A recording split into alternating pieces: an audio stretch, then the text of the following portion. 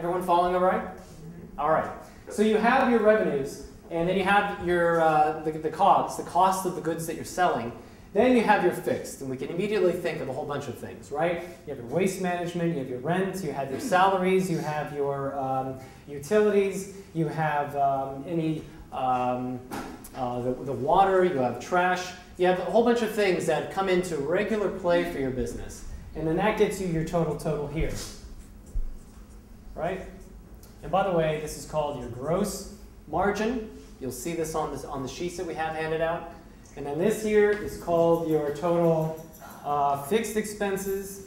And then here is your net income or net loss, right?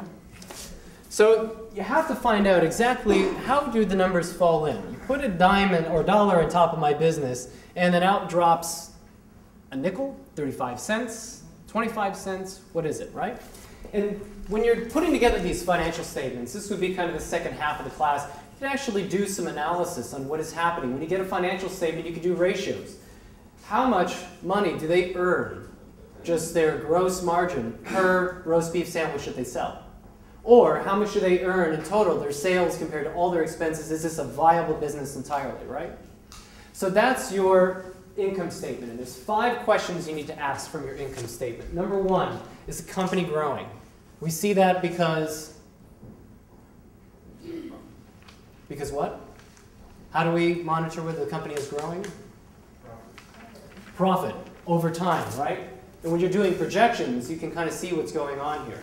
Just say if this is 12 months, you may pass by the holidays that are very important to you, whether it's Diwali or Mother's Day or Valentine's Day or Christmas or Hanukkah, right? And those things have their peaks and troughs, but you account for that right in here into your financial statements, right? Next thing is, does the company control its margins? What does that mean? Control the cost. Control the cost, that's absolutely right. Margins on the product, meaning is the price of the roast beef sandwich getting higher and higher and higher, and they're not increasing their sales, right? We've lived in a time where we've had a spike in oil prices. We've seen the influence of that on food. 10-pound bag of flour used to be one price, $10, and now it's $50. You've seen pizza go from, I monitor this stuff, like $2.50 to now $3.25, and you're like, what? Right? But the thing is, that's controlling your margins. Is the business really running this well and making sure that they are protecting their profits? Does the company control overhead? Overhead is all your fixed, right? Are you running a really expensive model? Did you pack a whole bunch of value into the walls and the crown molding and the equipment in your business that you have to earn a certain number of sales in order to cover that or bust? Or did you keep it conservative and you made sure that your overhead grew with the growth of your business versus like putting in a very expensive model and then asking your landlord if you can chip off the paint and pay rent with that, right? You don't want to get into that situation. It can be too expensive to run your model based on your growth projections. So watch how those two things balance out. Daycares get into this a lot. Any daycares in the room? That sometimes what they do is they actually have to go through this growth phase because you have to have a certain number of adults per children, right? And so after 14, then you have to get one more person that takes you all the way up to 26 or something like that. You're paying that one person's salary to have now 15 kids, right? How do you make sure that you can make that jump from 14 to 26 as quickly as possible, right? To justify hiring on another teacher just to get more than 14. So next one is the company profitable overall, your net income, and is there hidden cash flow? Do you have subsidized rent? Do you have loans that you really don't have to kind of pay back, really, that you think, that don't have interest? Are you foregoing a salary for a period of time? That's a subsidized model, and putting that into a permanent state of running your business, it's a countdown to when you close, right? So you need to be self-aware of where the little subsidies in your business are sneaking in. Remember, it's a real business, you treat it seriously. Next one is the cash flow statement. And you'll see on the cash flow statement, I just want to make sure that I write this down correctly. Do you have this really quick? I gave out all my copies here. I'll bring it right back to you. The cash flow statement, and I'm just going to do this very easily here.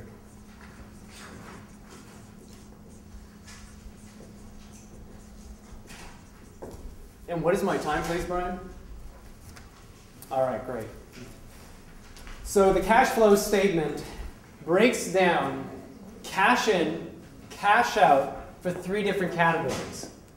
It breaks it down for your operations,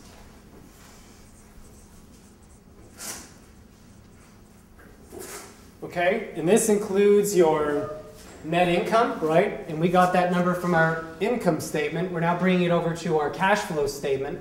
That's called when statements flow. And then you have a few of the details here. Depreciation is a non-cash expense. We expense it on the income statement because we're only talking about cash. We have to add that back in so it doesn't count anymore on the cash flow statement. And then you also have investments.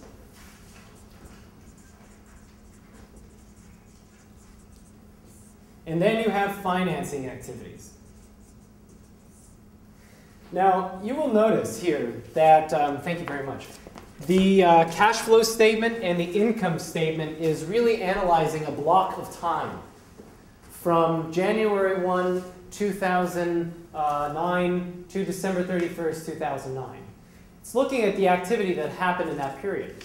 So what you're doing here with your cash flow statement is you're looking at all the operation, cash in and out, all the investment in and out, that means the equipment, the furniture, any significant pieces of equipment that you bought for your business. Finally, financing. Loans in, loans paid back. You have maybe equity that you've invested into your business, and that became a cash inflow into the business, right? So everything that happened within that period, at the end of the period, you erase the board and you start all over again with the cash flow statement. Same thing with the income statement. It's only tracking a period of time. The final statement we're going to talk about today doesn't work like that. But let's just continue on with the cash flow statement. Because it's one thing to have a sale, and it's another thing to have the cash, right? Somebody can have sales like gangbusters, but then they have no cash. You ever heard of asset rich, cash poor, right? So you need to make sure that you're collecting your money. It's one of the best things that you can see from this. Because if you're not, then you have a problem somewhere, or it's a normal part of your business, and you need to make sure that you have access to working capital to be able to manage that aspect of your business, right? But that's what this cash flow statement helps you to analyze. Only cash. Income statement was sales, right?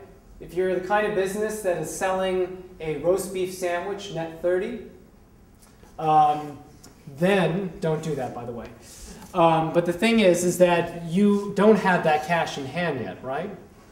But if you have a business that is in web development, right? You get your advance, you deliver services, you send the invoice, you wait, and then you get your money, and then wait, okay, right? And then you get your money. So the thing is, your cash flow statement is tracking actual cash. The income statement does not. Cash flow statement results from the difference between cash received and the payments that you're making. The cash flow only happens when actual payments are made. And I just said those points here, so I'm going to go on to the next one. And this is our last slide.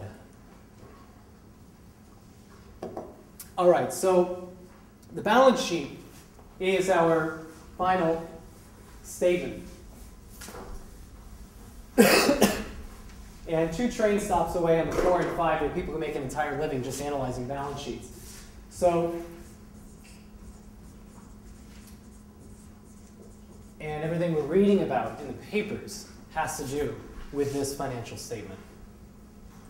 And so what the balance sheet is actually doing is it is a snapshot for a period of time. Basically, they're coming up to their business and they're saying, stop all operations. How much do you own and how much do you owe? Right then and there. If you had to liquidate, what's your net worth, right? So it's a right snapshot, flash in time. How much do you own? How much do you owe?